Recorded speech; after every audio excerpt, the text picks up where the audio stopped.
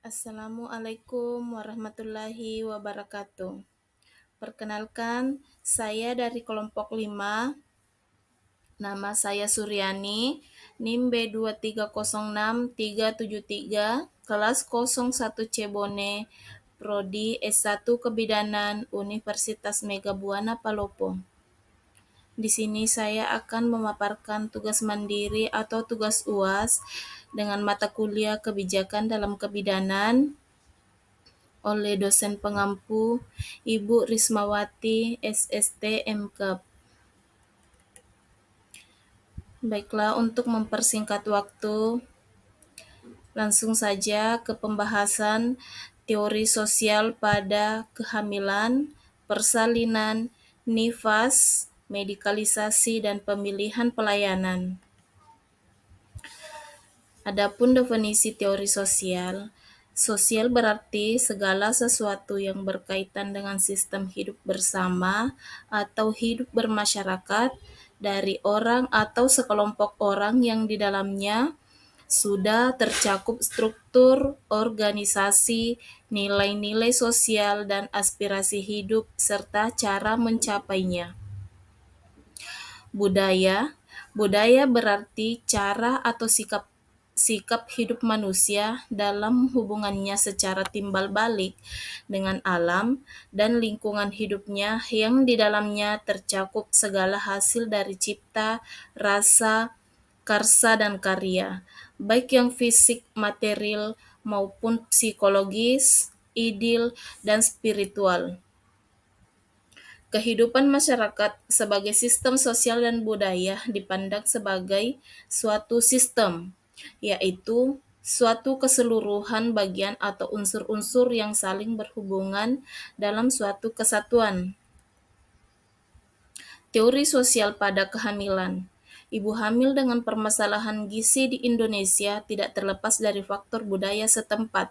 Hal ini disebabkan karena adanya kepercayaan-kepercayaan dan pantangan-pantangan terhadap beberapa makanan. Kepercayaan bahwa ibu hamil dan postpartum pantang mengkonsumsi makanan tertentu menyebabkan kondisi ibu postpartum kehilangan zat gizi yang berkualitas.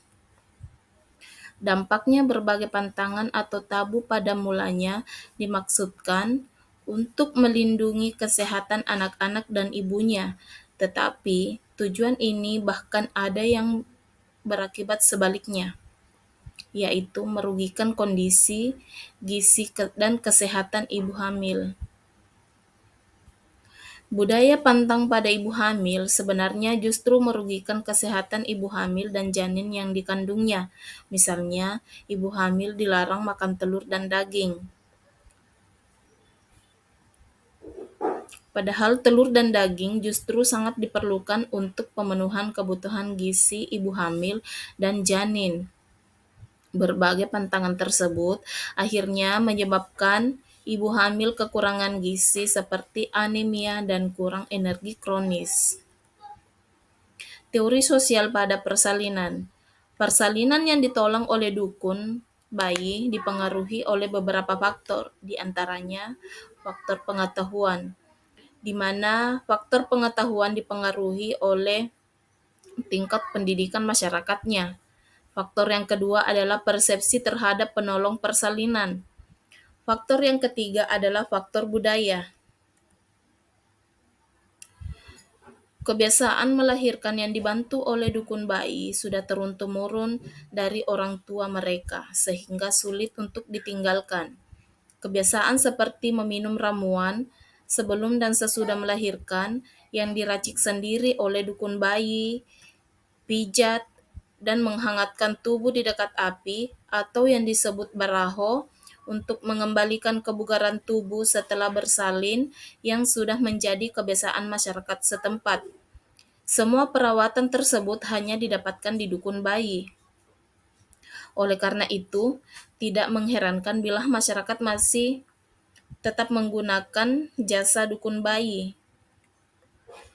Teori sosial pada masa nifas.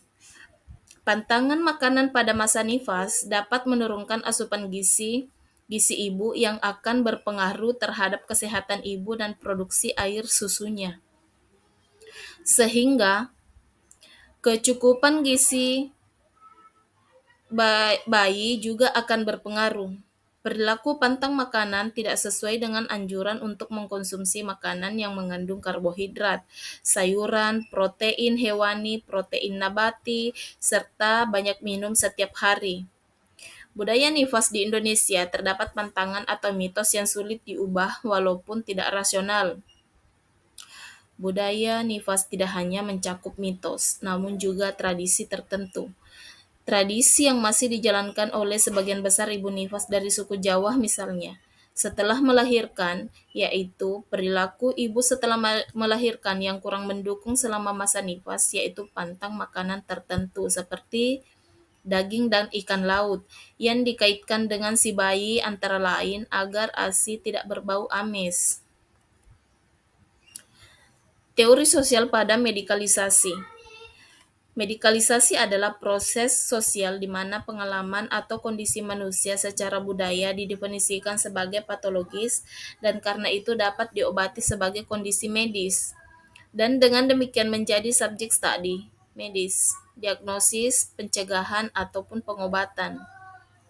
Medikalisasi dapat didorong oleh bukti atau hipotesis baru tentang kondisi dengan mengubah sikap sosial atau pertimbangan ekonomi, atau dengan pengembangan pengetahuan, pengobatan atau perawatan baru.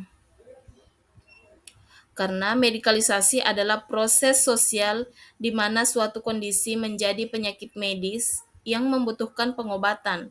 Medikalisasi dapat dipandang sebagai manfaat bagi masyarakat.